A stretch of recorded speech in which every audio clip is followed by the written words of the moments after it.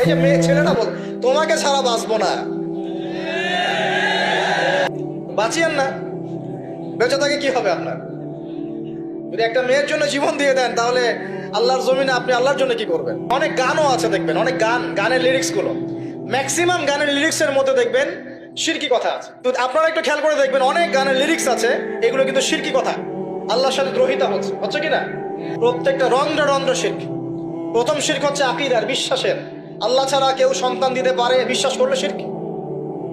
আল্লাহ ছাড়া কেউ আমাকে পরকালে বাঁচাবে বিশ্বাস করলে শিরক। আল্লাহ ছাড়া কেউ আমাকে ভালো করতে পারে বিশ্বাস করলে শিরক, খারাপ করতে পারে বিশ্বাস করলে শিরক। আল্লাহ ছাড়া কেউ উপকার অপকার করতে পারে বিশ্বাস করলে শিরক। আল্লাহ থেকে সব হয় এই কনসেপ্টের বাইরে গেলেই শিরক হয়ে যাবে। সবকিছু কার থেকে হয়?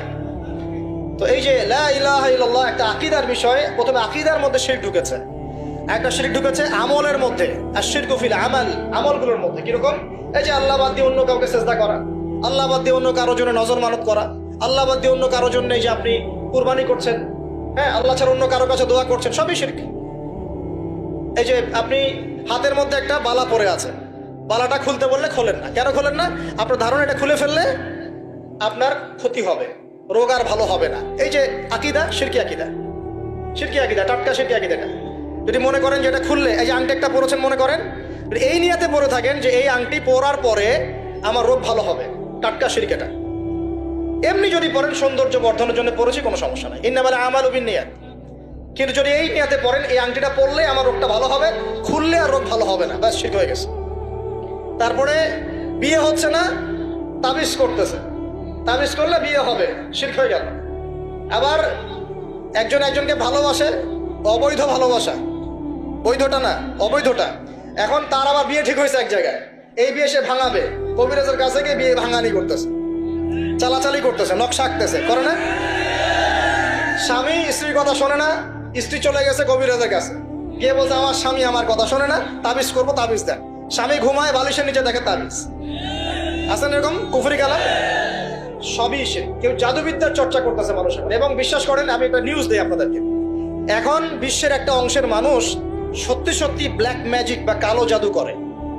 ব্ল্যাক ম্যাজিক বা কালো জাদুর চর্চা হচ্ছে, আবার নতুন করে বিশ্বে কালো জাদুর চর্চা হচ্ছে, এবং এর সাথে কিন্তু জিউসরা সম্পৃক্ত আছে। কারা সম্পৃক্ত? ওই যে যারা প্যালেস্টাইন কেড়ে নিয়েছে ওরাও সম্পৃক্ত আছে। তো খেয়াল রাখতে হবে এগুলো থেকে বাঁচার জন্য কি করব?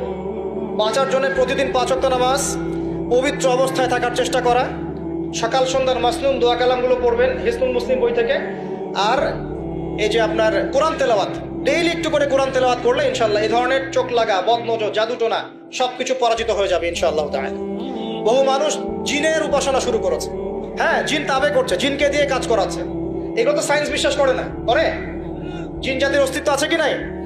ওমা খলাকতুল জিন্না ওয়াল ইনসা, আল্লাহ পাক বলছেন ওমা খলাকতুল জিন্না ওয়াল ইনসা, আমি জিন আর মানুষকে সৃষ্টি করেছি কি জন্য? ইল্লা লিয়াবুদুন, আমার ইবাদত করার জন্য। আমাদের সবার সাথে একটা করে শয়তান জিন আছে, আছে না নাই? আছে। বাথরুমে যান না, বাথরুমে যাওয়ার সময় কি দোয়া পড়েন? আল্লাহুম্মা ইন্নী আউযু বিকা মিনাল খুবসি ওয়াল খুবসি আর খাবাইস, মানে কি? খুবসি আর খাবাইস মানে কি? দুষ্ট নোংরা জিন, শয়তান। তো সুলাইমান আলাইহিস সালামের যুগ থেকে জাদুবিদ্যার চর্চা চলে আসছে, এবং আমাদের নবী মুহাম্মদ সাল্লাল্লাহু আলাইহি ওয়াসাল্লামকেও কিন্তু জাদু করা হয়েছিল, জানেন এটা? আমাদের নবী সাল্লাল্লাহু আলাইহি ওয়াসাল্লামের মাথার চুল মোবারককে নিয়ে জাদু করেছিল এক ইহুদি মহিলা, ঠিক আছে? এই জাদুর অস্তিত্ব ছিল একটা কূপের নিচে। আলী রাদিয়াল্লাহু আনহু গিয়ে সেটাকে খুঁজে বের করেন, রাসূল সাল্লাল্লাহু আলাইহি ওয়াসাল্লামের সামনে ওটা ধ্বংস করে দেওয়া হয়। এরপরে এই সময় নাজিল হয় কুল আউযু বিরাব্বিল ফালাক মিন শাররি মা খালাক ওয়া মিন শাররি গাসিকিন ইযা ওয়াকাব ওয়া মিন শাররিন নাফাসাতি ফিল উকাদ। এটা হচ্ছে জাদুর আয়াত, ওয়া মিন শাররিন নাফাসাতি ফিল উকাদ ওয়া মিন শাররি হাসিদিন ইযা হাসাদ। এবার নাজিল হয় কুল আউযু বিরাব্বিন নাস মালিকিন নাস ইলাহিন নাস মিন শাররিল ওয়াসওয়াসিল খান্নাস আল্লাযী ইউওয়াসওয়িসু ফি সুদুরিন নাস মিনাল জিন্নাতি ওয়ান নাস। এই সূরা দুটো নাজিল হয় এই ঘটনার প্রেক্ষিতে। আমরা তো শানে নজুল অনেকে জানি না, তো এইগুলো এখন শিরকি আকীদা আমাদের সমাজে চলছে। আবার একটা কি, কথার মধ্যে শিরক চলছে, কথা। আমরা বলছি আমরাই সমস্ত ক্ষমতার অধিকারী, বলছে কি না? এরকম কথা শোনা যায় না? আর তাবারাকাল্লাযী বিয়াদিহিল মুলক মানে কি? বরকতময় সেই সত্তা যার হাতে সমস্ত ক্ষমতা, রাজত্ব। তাবারাকাল্লাযী বিয়াদিহিল মুলক, তিনি বরকতময় সত্তা, যার হাতে সমস্ত ক্ষমতা। আমরা বলি লা হাওলা ওয়ালা কুওয়াতা ইল্লা বিল্লাহ, কোনো শক্তি সামর্থ্য নাই কে ছাড়া? আল্লাহ ছাড়া। আর আমরা এদিকে বলছি সমস্ত ক্ষমতা আমাদের হাতে। এটা কি শিরক হচ্ছে না? শিরক হচ্ছে। আমরা বলি অনেক সময় বলে ফেলি, ভাই কেমন আছেন? হ্যাঁ ভাই আপনার দোয়ায় ভালো আছে। আপনি কি আমার দোয়ায় ভালো আছেন? আপনাকে বলতে হবে যে আলহামদুলিল্লাহ, আল্লাহর ইচ্ছায় অতঃপর আপনার দোয়ায় ভালো আছে। কথা খুব সাবধানে। আলহামদুলিল্লাহ আল্লাহর ইচ্ছায় এবং অতঃপর আপনার দোয়ায় ভালো আছে। অতঃপর বলতে হবে, অতঃপর, এবং না, অতঃপর। বলছে মা কেমন আছে? ভালো আছে, ডাক্তার ভালো ছিল, না হলে মাকে বাঁচানো যেত না, ব্যাস শিরক হয়ে গেল। বলছে নৌকাটা ডুবে যাচ্ছিল, মাঝি ভালো ছিল, না হলে নৌকা ডুবে যাইত। ড্রাইভারটা ভালো ছিল, না হলে রাস্তায় নির্ঘাত অ্যাক্সিডেন্ট হইতো। এইটা কথা আমরা চলতে ফিরতে শিরক করতেছি। তো এই কথায় তিনটা ক্ষেত্র বললাম, কথায়, কাজে এবং চিন্তায়। এই তিনটা ক্ষেত্রে মুসলিম সমাজের মধ্যে এখন শিরক বিরাজ করছে।